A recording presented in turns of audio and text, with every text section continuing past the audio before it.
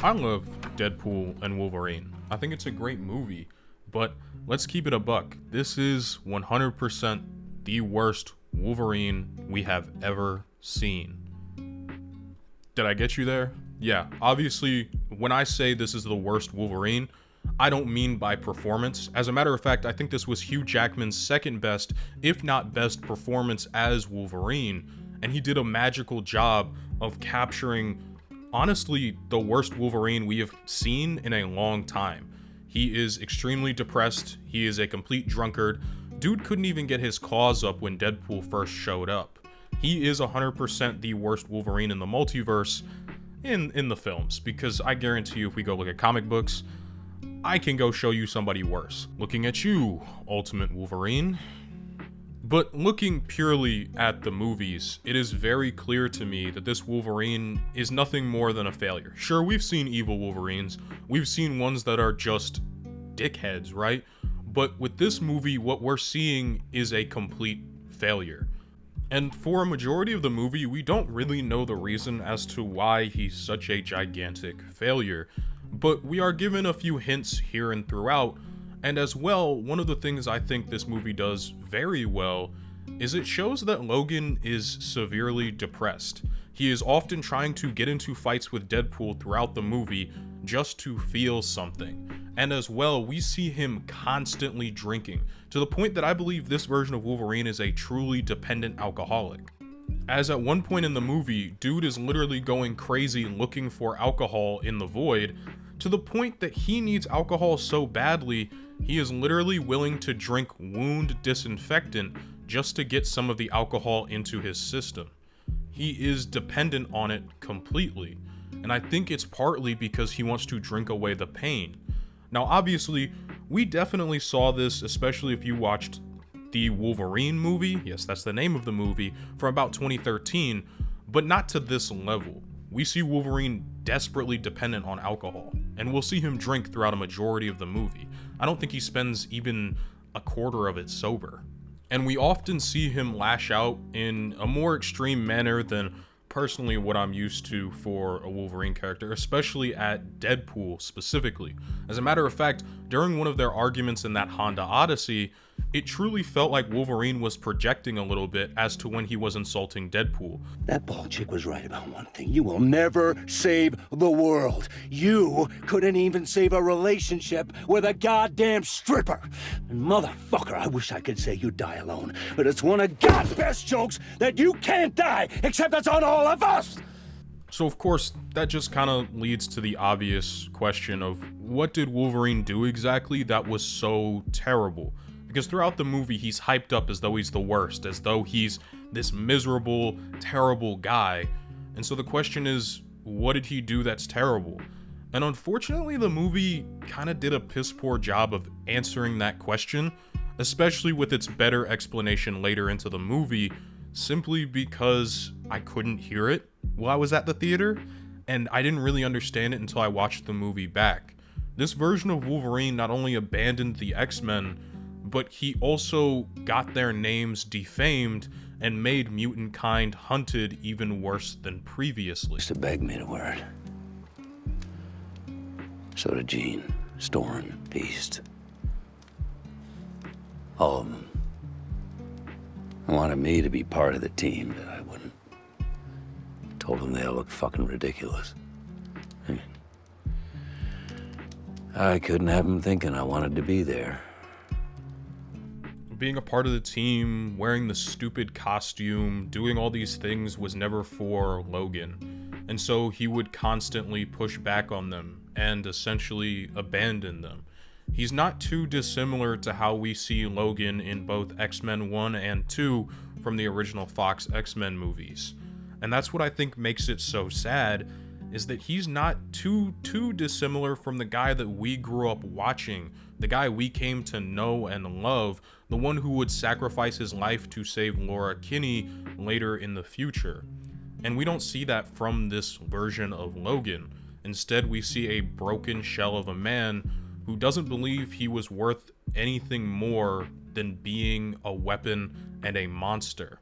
And what made this Wolverine so terrible is the fact that he just believed that, and he simply let that be his reality. He's not the worst Wolverine because of his actions necessarily.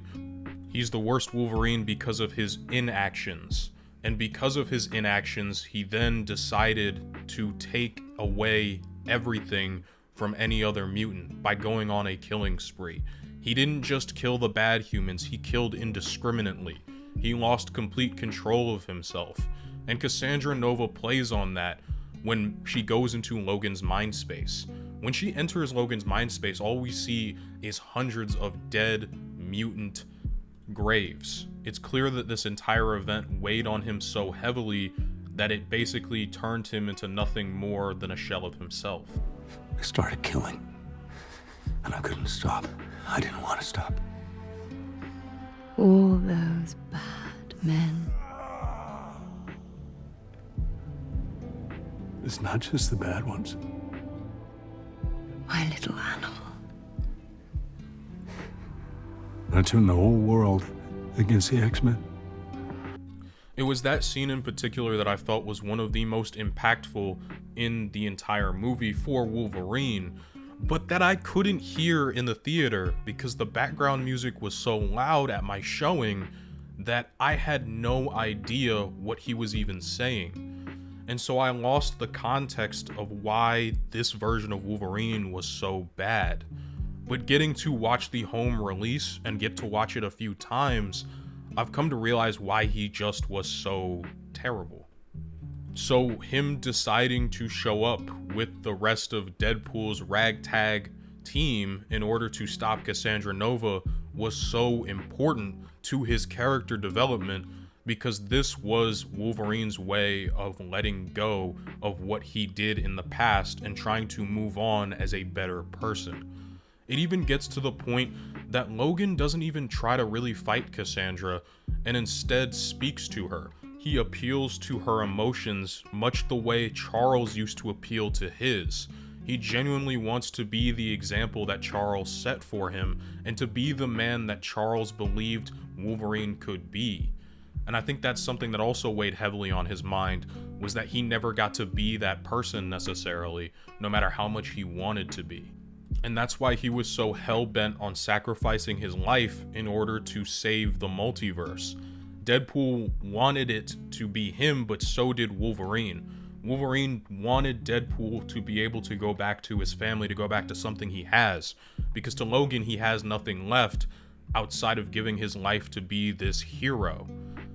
Obviously, neither of these two characters would go on to die in this movie, but it was beautiful. The way in which Wolverine had an entire character arc in honestly not too much time for his character. While he was on screen a lot, he didn't do a whole lot revolving around his character except for some smaller and more intimate moments, of which that I love.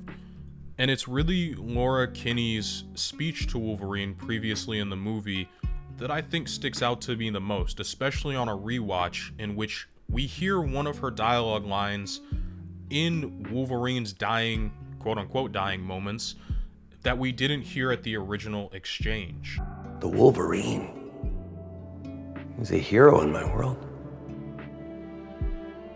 Whoever you think I am, you got the wrong guy. You were always the wrong guy. Till you weren't. I personally believe her words that he was never the right guy until he was is also kind of a meta commentary on the X-Men movies themselves. Wolverine in the comics was never supposed to be the leader of the X-Men. He was never supposed to be the face of the X-Men. That was always more along the lines of Cyclops or Storm, Jean.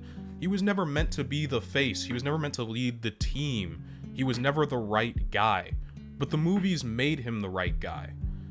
And I think in a movie filled with callbacks and a bunch of nostalgia from my childhood, that was one of the lines that genuinely hit me the hardest when I was watching this movie in theaters. I absolutely loved that little section. And while I don't think this movie was perfect, I loved it a lot. It was a way of saying goodbye to my childhood and to the Fox movies that truly got me into not only the X-Men, but really into Marvel as well, because I was really big into DC prior to even watching those X-Men movies. And it was also extremely nice seeing that at the end of the movie, Wolverine got his happy ending, and so did Deadpool. It was honestly amazing. And I'm gonna say it, I'm rooting for Laura Kinney to be the Wolverine of the MCU going forward. Obviously, we're still gonna see Hugh Jackman. Let's keep it a buck. He's doing it till he's 90. But I really want to see more of Laura because I think she was an integral part to Logan's character growth, even in this movie.